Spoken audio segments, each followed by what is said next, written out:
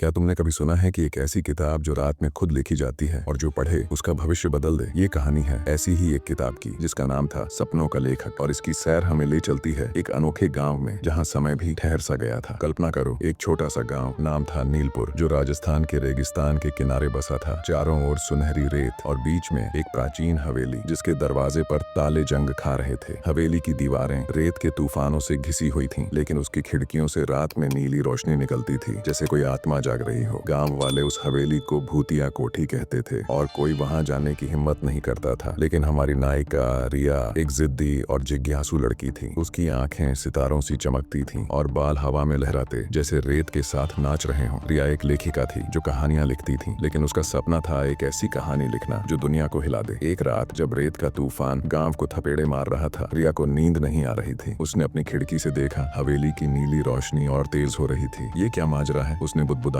और अपनी डायरी और टॉर्च लेकर हवेली की ओर चल पड़ी। रास्ते में रेत उसके चेहरे पर चुभ रही थी, लेकिन उसकी जिद ने उसे रोका नहीं। हवेली का दरवाजा खटखटाते ही खुल गया, जैसे उसे रिया का इंतजार था। अंदर का मंजर देखकर उसकी सांस रुक गई। दीवारों पर नक्काशी थी जैसे कोई कहानी उकेरी गई हो। बीच में एक पुराना लकड़ी का डेस्क और उस पर रखी थी सपनों का लेखक, एक किताब जिसके पन्ने सुनहरे थे और उस पर कोई नाम नहीं लिखा था। कौन है यहाँ, रिया ने पुकारा। उसकी आवाज गूंजी। जवाब में किताब के पन्ने खुद ब खुद पलटने लगे। रिया ने डरते डरते किताब खोली और उसमें लिखा था, रिया, ये तुम्हारी कहानी है, पढ़ो और इसे पूरा करो। रिया हैरान थी। मेरी कहानी, ये कैसे? उसने पहला पन्ना पढ़ा और उसमें उसकी जिंदगी की हर छोटी बड़ी बात लिखी थी। उसका बचपन, उसकी माँ का गायब होना और उसका लेखिका बनने का सपना। लेकिन आखिरी पन्ना खाली था। जैसे ही उसने उस पन्ने को छुआ, एक नीली चमक निकली और एक आवाज गूंजी, लिखो रिया, जो लिखोगी वो सच होगा। रिया का दिल जोर जोर से धड़क रहा था। उसने किताब में लिखा, मेरी माँ लौट आए, और उसी पल हवेली के बाहर कदमों की आहट सुनाई दी। रिया भागकर बाहर गई और वहाँ थी उसकी माँ सलमा, बिल्कुल वैसी ही जैसे वो सालों पहले गायब हुई थी। माँ, रिया चिल्लाई और दोनों गले लग गए। सलमा ने बताया कि वो एक जादुई तूफान में फंस गई थी जो उसे किताब के अंदर ले गया था। रिया खुश थी, लेकिन उसका दिमाग सवालों से भर गया। ये किताब क्या है और इसे किसने बनाया? गांव लौटकर रिया ने देखा कि उसकी लिखी बातें सच होने लगी थी। उसने लिखा कि गांव में पानी की कमी खत्म हो, और अगले दिन एक नया कुआं खुद ब खुद बन गया। गांव वाले रिया को चमत्कारी मानने लगे, लेकिन उसका दोस्त वीर, जो एक स्थानीय चित्रकार था, उसे चेतावनी दी, रिया, ये किताब खतरनाक है, हर चीज की कीमत होती है। वीर की बातों में सच्चाई थी और रिया को भी शक होने लगा। उसने किताब को फिर खोला और देखा कि हर बार जब वो कुछ लिखती, उसके जीवन का एक हिस्सा किताब में गायब हो जाता। उसकी यादें, उसकी भावनाएं, सस्पेंस बढ़ता गया। रिया ने हवेली में फिर कदम रखा और किताब से सवाल किया, तू क्या चाहती है? किताब की आवाज गूंजी, मैं सपनों की रानी हूँ और तू मेरी लेखिका। मेरे लिए लिखो और मैं तुझे सब कुछ दूंगी। लेकिन तब आया कहानी का ट्विस्ट। किताब ने खुलासा किया कि वो कोई साधारण किताब नहीं थी, बल्कि एक प्राचीन आत्मा थी जो हर लेखक को फंसाती थी। रिया की माँ भी उसी की शिकार हुई थी और अब रिया की बारी थी। किताब ने कहा, अगर तूने लिखना बंद किया तो तेरी माँ फिर गायब हो जाएगी। रिया के सामने एक असंभव फैसला था। वो अपनी माँ को खोना नहीं चाहती थी, लेकिन किताब की कीमत उसकी अपनी आत्मा थी। उसने वीर से मदद मांगी, जो उससे प्यार करता था। वीर ने एक चित्र बनाया किताब का, लेकिन उसमें आग की लपटें थीं। इसे जलाना होगा रिया, उसने कहा। रिया का दिल टूट रहा था, लेकिन उसने किताब को आग के हवाले कर दिया। जैसे ही किताब जली, एक चीख गूंजी और नीली रोशनी गायब हो गई। लेकिन ट्विस्ट ये था कि रिया की माँ फिर से गायब हो गई। रिया रो पड़ी, मैंने क्या किया? लेकिन वीर ने उसका हाथ थामा। तूने सही किया, तूने अपनी आत्मा बचाई। कहानी का अंत विचारों को झकझोर देता है। नीलपुर फिर से शांत हो गया, लेकिन रिया अब पहले जैसी नहीं थी। वो अब भी कहानियां लिखती थी,